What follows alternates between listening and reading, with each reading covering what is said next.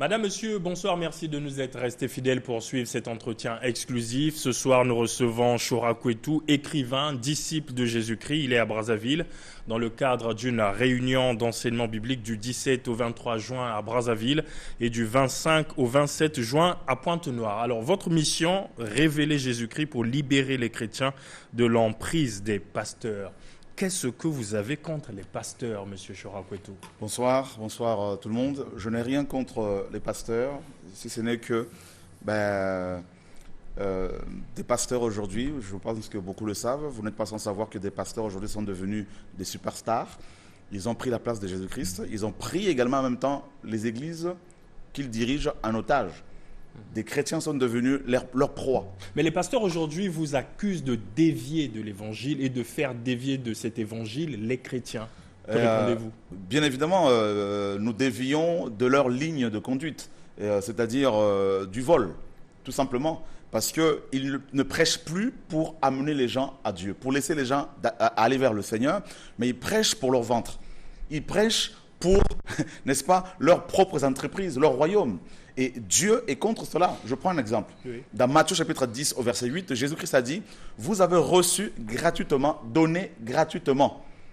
Or, aujourd'hui, on assiste à quoi? On assiste à la vente, n'est-ce pas, de l'évangile. On vend des Bibles, on vend des ouvrages chrétiens, on vend des concerts soi-disant chrétiens, on vend des enseignements, on vend même des délivrances.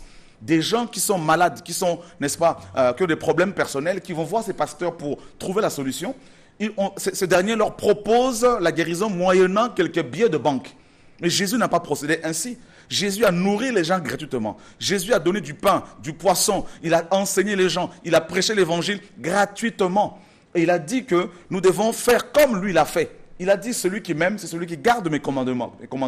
Or, ces pasteurs, on les voit faire des affiches ici et là, faire des panneaux publicitaires comme des véritables stars. Ils ont même dépassé de loin les musiciens profanes. Mais pourquoi pensez-vous que l'on peut vous faire confiance à vous plus qu'aux autres? Jamais je ne demande pas aux gens de me faire confiance. Je demande simplement aux gens, aux chrétiens, de vérifier nos dires, de vérifier nos enseignements dans la Bible. Par exemple, dans les Écritures, nous ne voyons aucun pasteur prendre la dîme d'un chrétien. La dîme, Paul n'a pas pris la dîme de quelqu'un. Jésus n'a pas pris la dîme de quelqu'un. De Acte 2 à la naissance de l'Église jusqu'à Apocalypse 22, aucun apôtre, aucun pasteur, aucun diacre, aucun ancien, aucun prophète n'a pris la dîme d'un frère.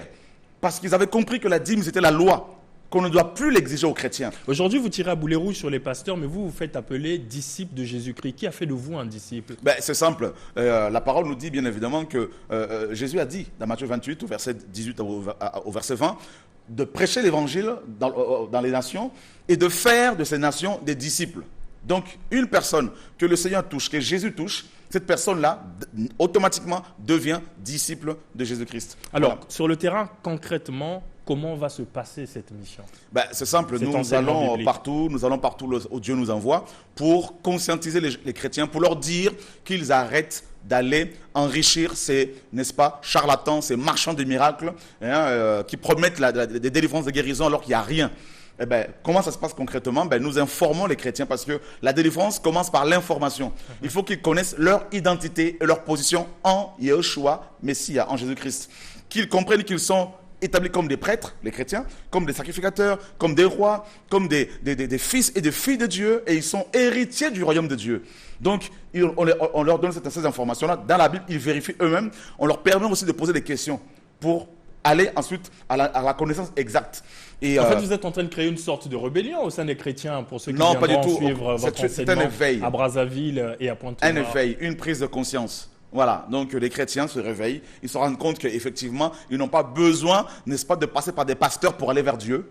Il y a des pasteurs qui sont sincères, je tiens à le souligner. Mais ces pasteurs-là, on les décrit, on les rejette, on les lapide parce qu'ils ne suivaient pas les soi-disant grands pasteurs qui sont devenus de véritables Manitou. Avez-vous une église vous-même? Non, moi, je n'ai pas d'église. On a implanté des assemblées, on a formé des frères et sœurs, des chrétiens. On les a laissés parce que les gens sont libres. Vous êtes en freelance. Voilà. Donc, l'évangile, c'est prêcher l'évangile afin que les hommes aillent vers Dieu et non pas vers nous. Ce ne sont pas nos propriétés. Alors, je rappelle que pour Brazzaville, du 17 au 23 juin donc pour Brazzaville et à Pointe-Noire du 25 au 27 juin. Alors pour ce soir, pour ceux qui vous regardent, ce que vous dites va sûrement toucher beaucoup de chrétiens qui nous suivent ce soir pour cet entretien exclusif. Quel est votre message à l'endroit de ces chrétiens? Ces chrétiens, on leur dit simplement que la parole est claire. L'évangile consiste en deux choses principalement. Premièrement, d'aimer Dieu de tout son cœur, toute son âme, de toute sa pensée et de toute sa force, et d'aimer son prochain comme soi-même.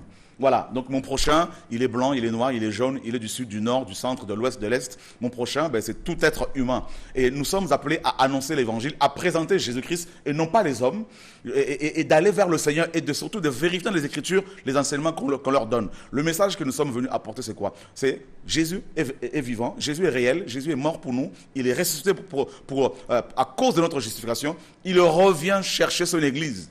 Et c'est lui le véritable pasteur, le véritable apôtre, qu'il sorte de ces prisons qu'on appelle églises, qui sont devenues des entreprises de pasteurs avec leurs femmes pasteurs. Et voilà, donc qu'ils sortent de là pour aller vers le Seigneur.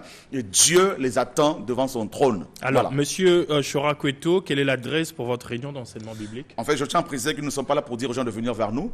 Mais c'est vrai que nous avons actuellement un programme où des chrétiens peuvent venir pour poser des questions, tout ça. Et ensuite, ils vont là où Dieu va les envoyer.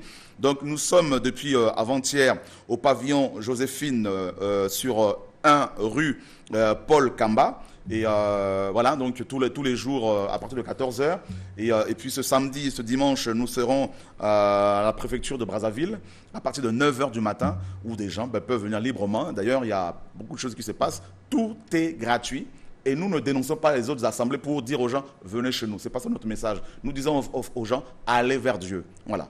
Merci, Monsieur Chora Kweto. Vous l'avez suivi, vous avez entendu. À vous de faire le choix. Merci encore d'avoir répondu à nos questions et merci à vous de nous avoir suivis. Au revoir à très bientôt.